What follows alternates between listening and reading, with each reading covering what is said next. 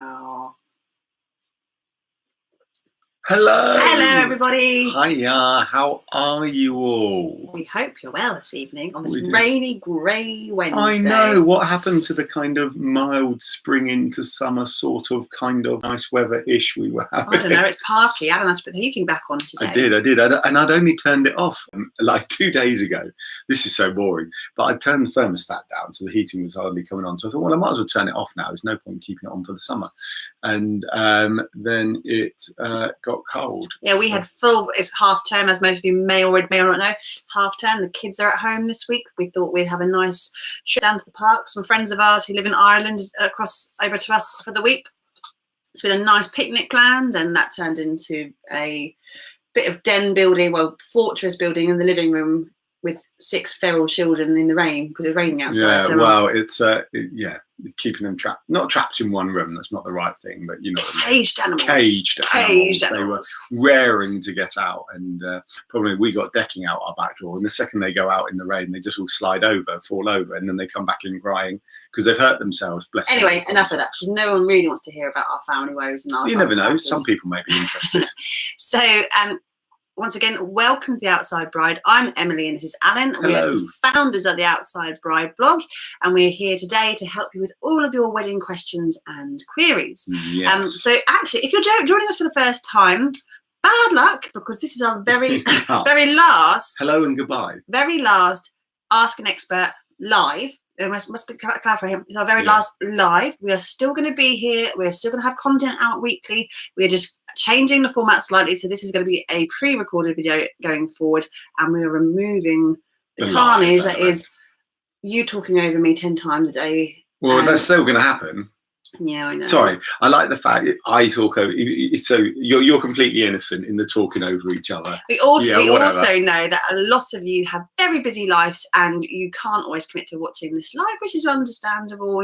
Why wouldn't you want to set your recorders to watch us? Yeah, totally. What I would say though, on the new format when we come, we are possibly now. This is just me like musing. I think changing what as I had before we even go out. No. We're probably going to be doing the recording of this still on a Wednesday night because that fits in with our diary. But we understand that it doesn't always fit in with you guys, which is why we're going to record it and then it's going to be launched or released on a Monday. However, if you ever want to come online and join in and ask questions live, then you can. You know, if someone's nearly getting married and they fancy coming on and telling us about the journey up to the wedding that weekend, the journey. We'd love to have that on. So please, if you're listening to this and you think, do you know what, I fancy having a chat with Alan and Emily about my wedding, we'd love it. We would love it, and we would make sure we looked after you, and we would make sure it's all done lovely and nicely. Lovely and nice is very whatever. But also, literally, by the way, I was sat in there and I felt my eyes go. I don't really know how to explain that, but I felt my eyes go a bit funny. So I think that's why I came up with 2 bad words next week. But also, as per usual, if you do have a burning question that you'd like us to answer, even though we're not going to be doing this live, you can still either email us your questions, pop over to our Facebook group and drop your questions there, or on YouTube on a comment down below. We try and pick up as much as we can. And we're going to be picking up the questions that people ask in The Outside Bride and bring them over as well, aren't we, for a podcast? Housekeeping bits. Turn your phone off and silent. Hello. That's not my phone, that's my computer. Housekeeping bits. If you're watching on YouTube today, big welcome. Of course, if you'd like to give us a little thumbs up, that'd be awesome. And if you'd like to subscribe to the channel, down below here somewhere there'll be a little subscribe button. We'd love it if you want to give that a little Yes, please do subscribe and like and comment. We always say please comment. Let us know about what you're planning. You know, even if you're a supplier watching this, because we know suppliers watch and listen, let us know what industry what industry. We know you're in the wedding industry. Well, you know what your area of the wedding industry is, what you do, and you know, we just, this is about being a community and chatting. Stop. Well, stop if being you're nice. listening on podcast, Nice. If you're listening on podcast this evening, welcome. We love to hear that you're enjoying our podcast and that more and more of you are clicking on to find us on podcast platforms like SoundCloud and iTunes. Look at me remembering everything I need to remember about podcasts. I know, I'm impressed. You don't really touch the podcast, so I'm a bit scared of it, really. You're in charge of the podcast. Podcasting is such a behemoth. And you know that actually I'm a little bit daunted by it, but we've got ours out there. But I don't think we're about to win an award up again. Who won recently at the podcast awards? Peter Crouch. Peter Crouch and the ex-busted guy, Tom Fletcher and his wife, and Alice Levine, Radio 1 DJ, they're all the way. Yeah, I don't know. Do Alan and Emily from Botley in their office recording a podcast, do they win awards at the Podcast Awards? Who knows? Who knows? Feel free to, if you think we're brilliant, I mean, we think we're brilliant, but we're biased. But if you think we're brilliant, feel free to, sorry, Emily's touching my leg because I'm rambling. I'm not rambling. Go on, then. As per usual, I am drinking a gin and tonic this evening. Oh, what? And I'm rambling? We can. It's our last live. In case you really care, I am drinking Star of Bombay, which is the swanky Bombay Sapphire one, which is a hint of orange in it. Very nice. I am drinking it with lime and mint, which is kind of a bit... Yes. Well, I had a peppermint tea because I'm still not drinking because I had a heart thing a few weeks ago. Right. Not that you like to talk about it. Anyway, back to why we're online today. Yes. So we are talking this week all a bit about hen do's. Yeah, hen do's. If we're blatantly honest, with our sister company, Baylily Beltens, by sister company, it's the other company we own. Baylily Beltens does glamping, and we've just launched our hen do package, our hen do glamping weekend. Excuse me, pardon me. So what we thought we'd do on Ask an Expert tonight is talk about hen do's. I mean, we're not going to talk about hall hen do's. We're not talking about going to Magaluf. No, but we're talking about outside bride, outdoory wedding style hen do's. Well, yes, we are, but more practical advice. If you are, you know what? You're just dropping this bombshell on me, Emily. You're going to talk about, yes, outdoor because we are outside brides and outside grooms, but also about the practicalities if you are organising a hen party for a friend, if you are on this group as a bridesmaid, because we know there are lots of bridesmaids have been invited by other brides on this group, then welcome to you too. It's a massive mammoth task. We've both been involved in organising stag and hen do's in the past. There's a lot of things to consider, and we thought, regardless if it's outdoors or indoors, there are a few things that we can help give you some advice with, just to make sure that that whole process goes as smoothly as possible, because actually you bridesmaids and you groomsmen as well, you go through a lot. A lot. In fact, you probably go through more of the roller coaster than the bride and groom will do on the actual day of the wedding, because you are the ones who are brought in, you love your friends and you love your family, you're given a big task list of things that you need to get done with the benefit of wearing a pretty dress or wearing a nice suit, but actually it's quite stressful for you as well. So if we can impart any knowledge at all on how to make sure the hen party weekend or the weekend goes without a hitch, we hope we can help. Cool. And what I would say is, please do let us know what you're doing for your hen do or your hen weekend in the comments. We've got some watchers live now, so feel free to let us know what you did, what you're doing. You know, it doesn't matter if it was in the past, because it's still fab to We'd also like to know, especially if you're watching live right now, if you've had a hen do or you've been on a hen do, some of the things that may have been problematic potentially, so things that have been challenges for you, either from organising one yourself or of being a guest on a hen weekend. We'd love to know some of the challenges that you have felt, because one of the main things, I think, in my opinion, and you may have been the same, slightly different for boys, but you're dealing with a very gender specific, isn't it? Well, lads on tour, whatever, have a few beers, you're fine. Everyone's like, "Whoa, done." No. It's way more complicated. No, really. Put fancy dress on the groom. He might be a chicken. He might be a baby. It might be whatever. It might be a twinkie. Can I just say, quick stag do story before we get to the point? On my stag do, we went to Vegas.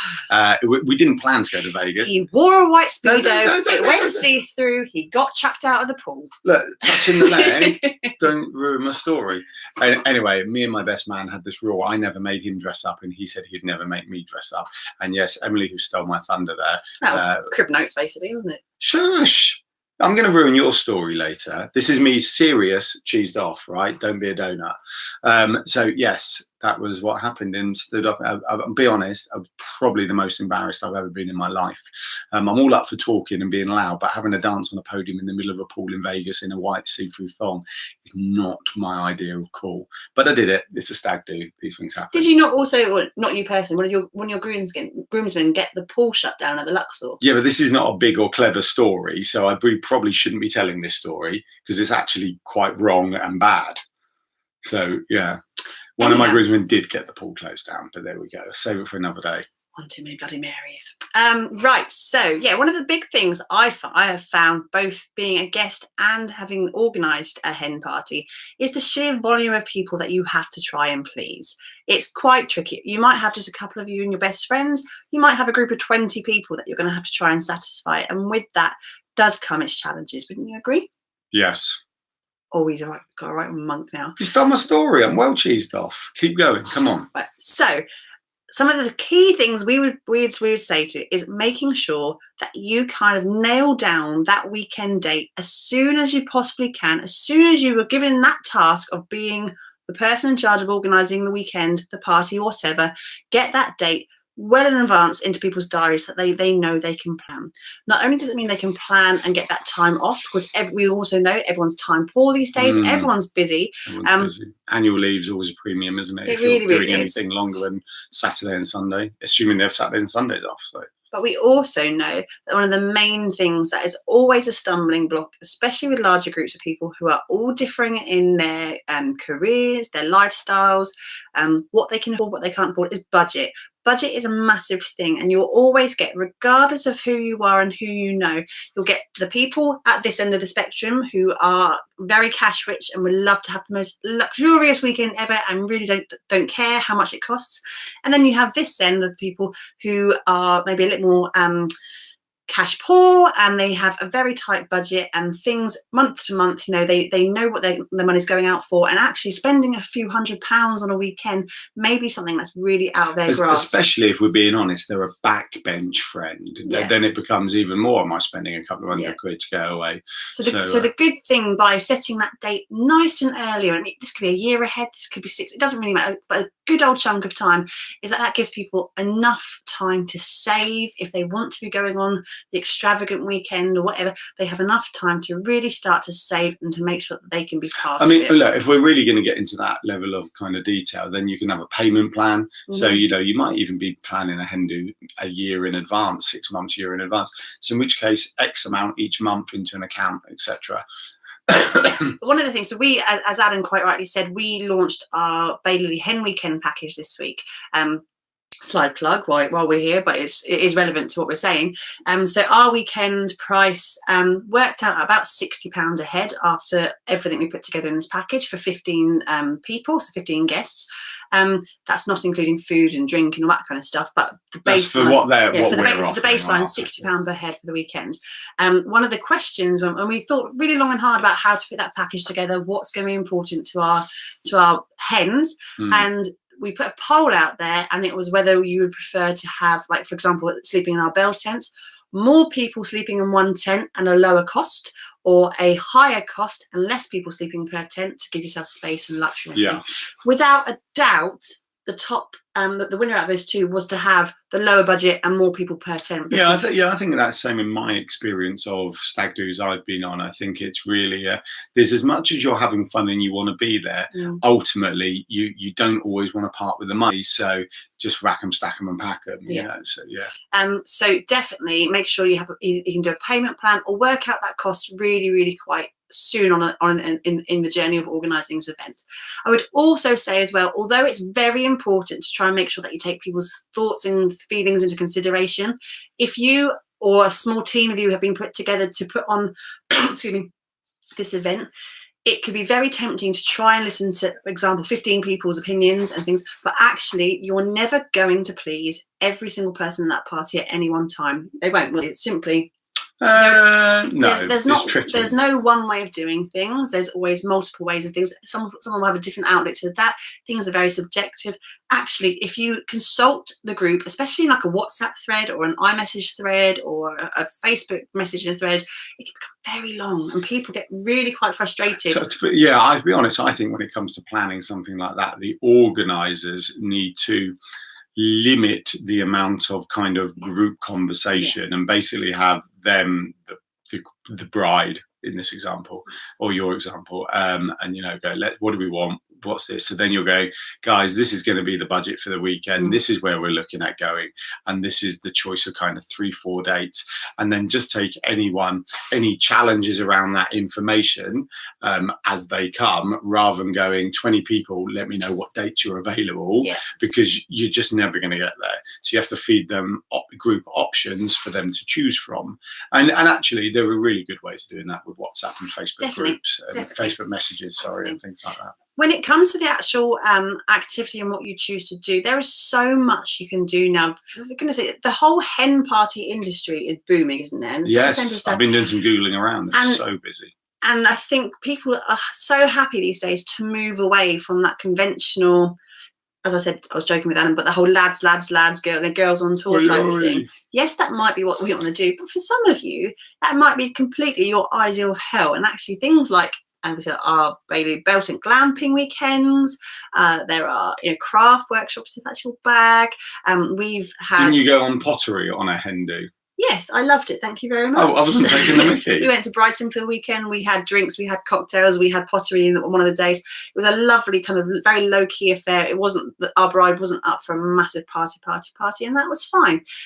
We've had belt end ones where we've set up for other people's hen parties where they've brought in their own activities. We've had wood fire pizza ovens come in for like food for the evening. We've had big barbecues, we've had silent discos. We've had flower crown workshops. When all these beautiful flower crowns for weddings are coming out, people are loving the idea of doing their own and buying their own flowers and making their own, or freeze-dried flowers, a bit like oh my goodness, I can't think of the company right now. I'm going to knock me in the teeth when I think of it in a minute. I'll come back to it. But freeze-dried flower crowns. There are things you could do, cocktail making workshops, all of those things you can bring onto site and do things that way. I would suggest if you are in charge of organising, definitely go on to, there are lots of, if you just type in hen party planning, there are so many like broker type sites that give you all the ideas and things that you might not have thought about. They might have packages for you, but also they might give you the ideas to go and do them yourself and to cost those out yourself. Yes. Anything else you'd like to add about hen parties? No, not really. I just think it can be stressful. Don't let it stress you out. In some respects, it can be as important as the wedding day. Obviously not, but you know what I mean. Yeah. And really chill out. And as a bride, I would say, if we're talking about hen weekends specifically, let it go. Yeah. Be clear about what you want.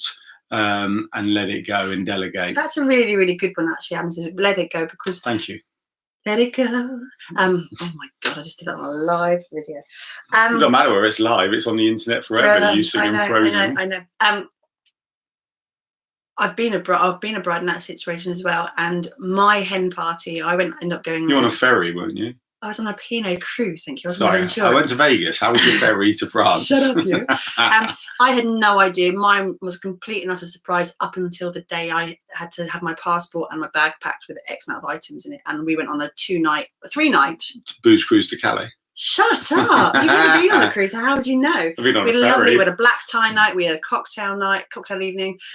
We went over to the continent. We had some lovely time walking around the Bruges markets. It was really, really, really nice. Hung out with all the lorry drivers on the ferry. But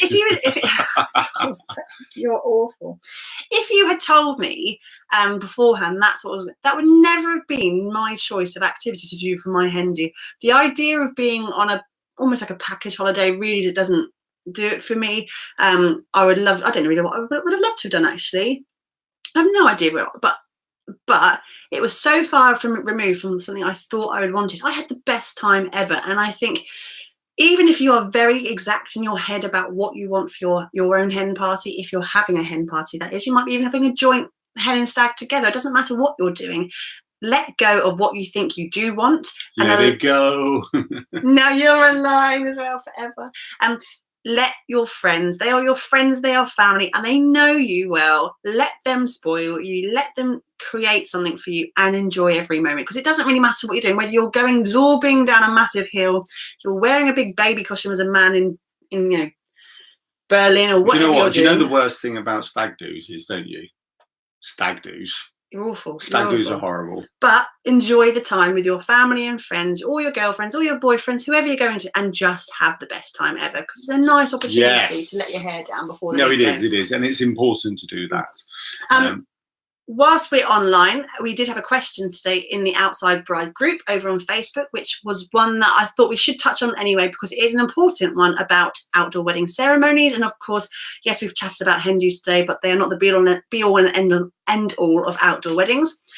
Claire in the group asked a very good question about the formality of having a registrar ceremony. She has a venue picked out for next year where they can legally get married at the venue, which is amazing, but she loves the idea of having a hand fasting ceremony separate to that. And it was talking about, and she was also talking about the fact that sometimes if you go with a registrar led ceremony, they can almost feel a little bit rushed. Yeah, they're like 15 minutes, 15, let's be honest, minutes. aren't they? You know. What I would say is there are some clear things you can do and can't do depending on what types of ceremony you're going for. And this has been brought up many times, and you probably do know by now the difference in between the two types of ceremony. But just for a bit of clarification, I thought I'd go through them again, as it's our last live, and thought, why not impart our knowledge? Why not? Well, I was ready to go around and thank you, everyone. No. I'm even going to put my gin down.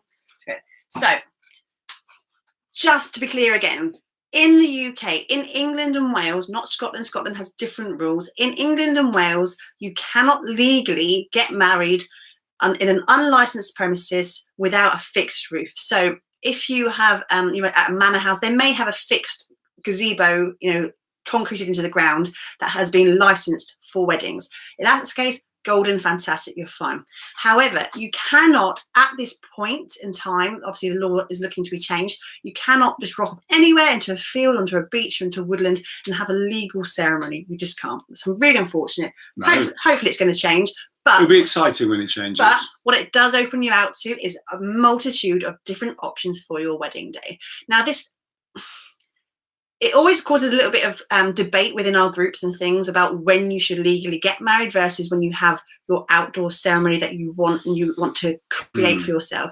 Some people like to do it beforehand. Some people like to do it the day before. Some people have done it the year after, haven't they? Well, yeah, some have done it on the same date a year apart. So they have the same wedding date as their anniversary.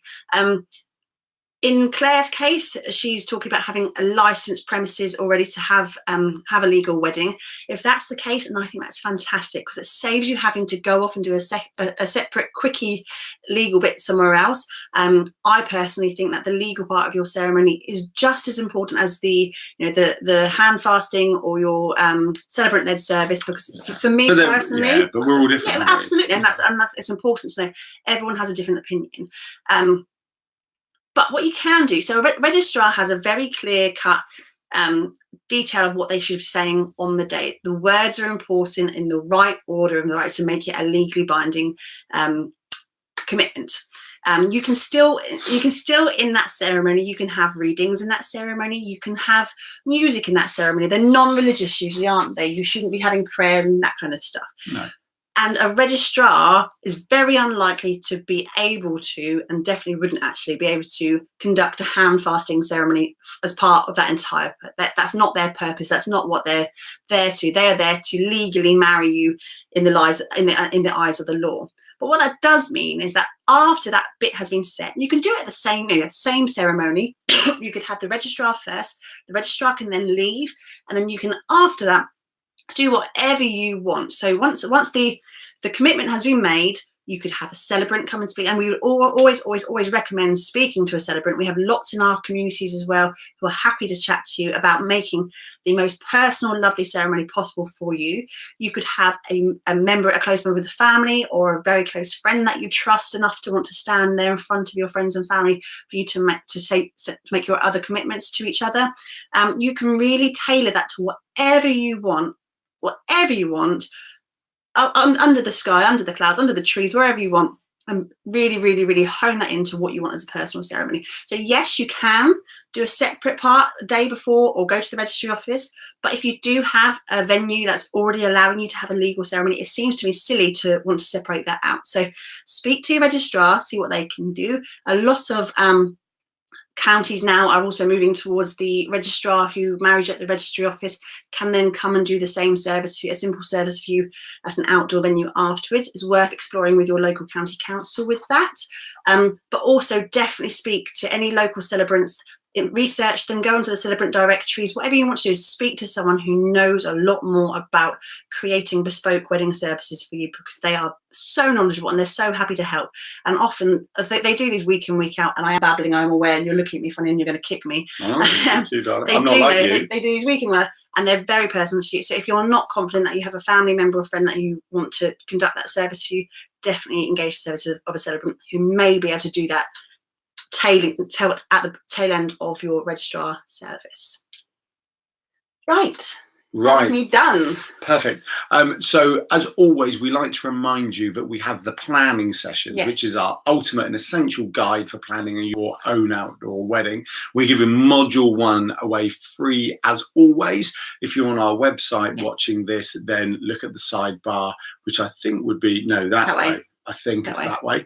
And if you're on YouTube or podcast, it will be in the description beneath you. What else do we like to talk about? If you're planning your wedding and you fancy a one-to-one with myself and Emily, or just Emily, or just me, normally it's just Emily, then please do get in contact. Links below as always for that. We're still doing, we haven't released our date yet, we're still taking a lot of interest from people who want to do our face-to-face one-to-ones based in Hampshire. So if that's something that is local to you and achievable to you to come down to Hampshire, I would absolutely love to meet you face to face, discuss your wedding. So just chuck us an email, info@theoutsidebride.co.uk, if you fancy getting some time face to face with Emily to discuss your outdoor wedding. And we know people have done it in the past, they love it. It's just that sounding board just to talk through, make sure I's are dotted, T's are crossed, a different but very professional and experienced opinion. So that's the key there. Right, that's it. Thanks. Someone's just given us a thumbs up. Thank you very much. Whoever gave us a thumbs up, much appreciated. Much appreciated. Are you going to cry? No. This is the last live. No, this is the last live. But as we said at the beginning of this video, this is not the end, and this is not the last video. Do we need to change the backdrop for when we come back? We may well do that. We might change the backdrop to something a little bit more seasonal. Yes, we could actually, due to the way in which we will be recording it, where there's a lot less restrictions. So at the moment, because it's live, we need to be as close to the internet in the house as possible. But when we're doing pre-record audio and video, we can be out in the garden. We could well be. But that also brings us onto the fact that we are, at this time of recording, in our peak summer wedding season. It has begun, hasn't it? Yes. So sorry, go on. We think, well, thanks. I always say going on. Sorry, feel free to go back through all 67 to see that I do that. So we are in the midst of our summer seasons. Summer weddings have begun with us, and we are a lot of the time going to be out on site on beautiful wedding venues and looking at teepees and domes and marquees and other tents and forests and woodlands and beaches. We're going to be out and about all summer looking at some amazing spaces. So stay tuned. We're going to have some on location videos as well, aren't we? Yes. So thank you so much. If you have been with us from the start, and we know there are a few of you who've been here since number 1. What number is this today? 67. 67. We have 67 weeks of live records every week, apart from over Christmas when we had a little bit sabbatical to enjoy some Christmas mince pies. Thank you very much for joining us live. Thank you for all of your questions over the last 67 sessions. We hope they have been of use. As we said before, if you haven't joined our Facebook group... Geez, you're rambling. Keep going. I am taking advantage fully.